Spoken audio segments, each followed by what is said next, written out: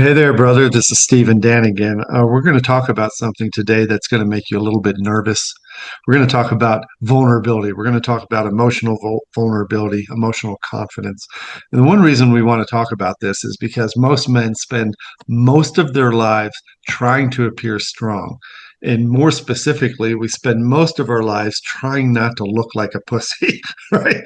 So we think we've been taught since, especially if you've been raised in the 60s, 70s, 80s, or 90s, it's still believed that being stoic and unemotional and unexpressive is somehow masculine. It's somehow attractive to people. And we want to laugh with you today at the idea that that's actually true because it's not true. The way I'm talking to you right now has a softer feel to it, even though I have a masculine voice. I'm not cussing at you or yelling at you. I'm talking about something very sensitive, something very emotional, something very deeply vulnerable. And you're probably not thinking I'm a pussy right now. You're probably thinking, wow, this guy can talk confidently about this stuff. That's what we want to do in this short video. Dan and I want to talk about the idea of vulnerability and what emotional competence means for a man, what it looks like, what it sounds like. And we want to laugh with you about how easy it is to do when you stop thinking that it's weak to be this way. We're here to tell you it's probably one of the most attractive, most grounding things you can do for yourself. What do you think, Dan? Well, I agree on that front that I think the strongest thing you can do is to be able to understand your emotions, understand how you think about things, understand the way that you can communicate those things from a place of strength, like ownership of those things, not projecting them onto other people and saying, well, you're making me feel this, because fundamentally that's not true. Nobody has control over your emotional state. They don't have a special remote control that they can press a happy button or a sad button or that's not a real thing. Your emotional state is yours. So own it and understand it. Learn, if you don't understand it, how to interpret your emotions. How do you create them? Why do you create them? This is one of the most powerful things you can ever learn to do.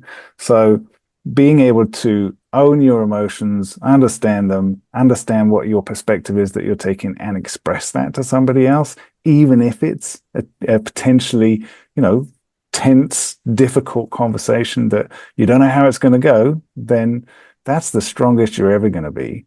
Way stronger than pretending like, well, I don't have any emotions, or I'll give you the polished response that I know is not going to get any kind of negative reaction. Yeah, that's I would say is much weaker. And the problem with that is intimacy requires vulnerability. Connection requires vulnerability. Those people do not connect to the perfect person. Here's a good example. So with my kids, for example, if I talk about something that I messed up in the past, a time when I made a mistake, where something that maybe they never would have thought I would have had to have gone through, and I talk about that with them, their eyes go wide and they suddenly are really present and they're suddenly really interested in what I'm talking about. They're connected, right? They want to connect. They want to know more. They're really interested. And that's because without me talking vulnerably about things that I've messed up, things that I struggle with, the natural fallibility that we all have, and that we all deal with mistakes that we make out throughout our life, they think I've got everything handled all the time, and they feel disconnected because they make mistakes and they struggle with stuff, and they just look at me and go, well, he's not like me. So when I talk about my fallibility, when I talk about my emotional struggles and things like that, and I just own that stuff and I know why, then suddenly they're like, huh, he's like me. And we have a connection. And same thing in your intimate relationship. Yeah. What you just described is the pinnacle of emotional safety for other people. They feel safe mirroring that confidence that you have. They feel safe sharing their emotion because you've shown them that it's safe to do in Right. front of them. So let's change the context from the family with kids or the family situation with kids to a lot of you are here because there's a wife involved, there's a woman involved, the one woman that you have sex with, the one woman you're married to. Why does this apply there? I want to read something that Mr. Dorr wrote here real quick. Your wife doesn't need a robot. She needs a man who understands and owns his feelings, and can talk about them without making her responsible for fixing them. Masculine leadership isn't stoicism, it's emotional competency and courage in the face of challenge, especially emotional challenges. I freaking love that. So an example that I wanted to give you was you have to face a woman who's scared, who's fearful or critical, or somehow in a sense of anxiety, and she's projecting that onto you. And a lot of us get defensive.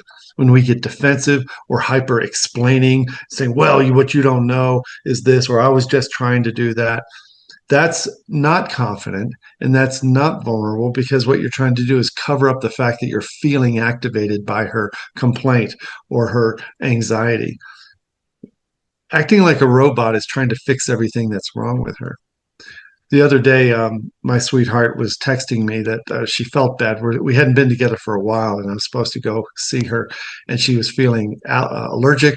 Her sinuses were bad. She had a horrible headache, and she was desperately afraid of disappointing me, that I would drive an hour to go see her and she feels this badly. And she tried to let me off the hook by saying, I just don't know if you're going to want to be around me like this. So call me or something. And so I'm trying to think, what would a vulnerable man do? Right? I could say, oh shit, well, I really wanted to do this. And I guess if you're not up for it, I won't come. I said something vulnerable. And I told her in text message that it's really touching.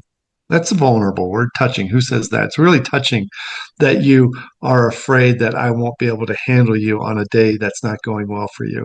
It's interesting to me that you think that you need to protect me from your bad days when you're feeling a headache or feeling bad in your body. I want to be the person for you that makes you understand you're safe in your bad days with me as well as your good days. Something like that. I've been doing this for a while, so I understand that that's talking like that sounds like you're a freaking poet, like you're you know, some kind of artsy fartsy guy. But those words that I just told you, that's what I really wanted her to hear, because that's what I really believe. I've had to figure out that there's a part of me that's soft. There's a part of me that's hard and rugged and likes to, break shit. But there's a part of me when it comes to a woman's heart, I want to be soft for her to make her feel safe and also make her feel seen and loved. And of course, the response I get back from her is that, oh my God, I'm crying, but in a good way. Thank you. I wasn't trying to get that. I wasn't trying to make her love me, to give me sex. I was trying to create some words, some vulnerable words that made her feel differently. A lot of men are trying to figure out how to fix their wives' interest in him. And what they don't realize, the problem their wife is trying to fix is to be seen that way. It's the only problem they're trying to fix, is to have you see her in that way and to soften yourself in such a way. Um, so I don't know if you want to give an example in the realm of marriage and romance, Dan, but I just want to carry on with what you were just talking about there, which is someone wanting to be able to be seen, and heard and understood and cared about in their own vulnerability. So if you've got somebody, whether they're crying, sharing something vulnerable, or whether they're angry or critical or upset, some way they're not just calm and in a good place, not just happy. They're in some kind of emotional volatility, and it could be anything. So they want to be seen in that place. Well, it's a really great skill for a man to be able to know how to see somebody and see the emotions that they're going through, empathize with the emotions that they're going through, show in some way that you get it, that you understand, and that you care. Well, to do that, it's a really good practice to be able to do that in yourself first. So that's part of what we do with guys, is to help them to have what you might call emotional intelligence or emotional literacy or emotional competence. The ability to be able to understand and interpret your emotions, why you're creating them, and to be able to then express those. Now, you might express those into a journal so that you can understand yourself better. You might express those with a coach that you're working with, or a therapist, or maybe male friends, right? Now, that's an even more scary place a lot of the time for us to express those things than it is with a partner who's upset. Right, with another man, share my emotions. Well, we do that a lot in our community, and part of the reason why we're always encouraging you to get involved and to share yourself and your story with other men is because it's a great safe place for you to be able to practice that, build this muscle, and get really competent in being able to share vulnerably and own what you think, what you feel, what you believe with other people. yeah, I just want to end by saying that you may think that this sounds like work. This is like personal development work or self work. The word work, like, oh, I don't want to do the work. That sounds like a lot of work. This is funny to Dan and I because when we realize that there is no work when it comes to realizing something else is actually true, when you realize that something else is true, that you can be very comfortable in your vulnerability. You can be so relaxed and kick back. You can be like a golden retriever rolling in the grass with its tennis balls, being vulnerable because you simply don't give a fuck anymore about what people think about the way you express yourself. It becomes your superpower.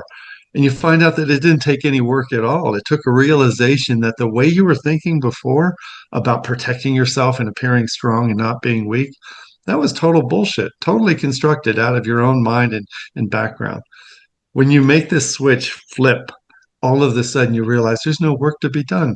There's only fun now. And I'm going to have a blast with this. This is what we want to help you do. Laugh at the idea that the older version of yourself was afraid to be vulnerable, afraid to be comfortable being who you really are. Yeah, the only other thing I would add to that is it's a lot of work trying to work out what's the right thing I should say here? What's the right thing I should do here? What does she need from me? That's exhausting, right? And this helps you not do that anymore because you actually have access to what the truth is for you. What are you really thinking and feeling? And you're able to express that with confidence. And that's where connection lives. That's where intimacy lives. If you can't do this, this is when you might start hearing things like, well, I don't feel like I can connect with you. I don't feel like you're really here with me, or you're not present, or these sorts of things that you're hearing. What she's You really don't saying see is, me, you don't feel me. yeah, what she's really Yeah. saying is that I can't feel you. In other words, she's always sensing just whether you're responding to her with truth and honesty. Because there's a totally different impact that you talking honestly has. Your body language screams it, your facial expression screams it, your tone of voice screams it. Doesn't matter the words. Actually, all that stuff is secondary to how it's coming across, how it's being delivered. And that Mm. means you need to know what the truth is. That's a perfect place to end. We want you guys to consider joining our community. Go to www.goodguidestogreatmen.com and look at everything that's available. We want to meet you in person. We want to see you at a retreat. Thanks for watching this video today. We're going to work on our next one soon and keep going down the list of all the ways you can start becoming the man you want to be. Love you guys. Take it easy. Bye.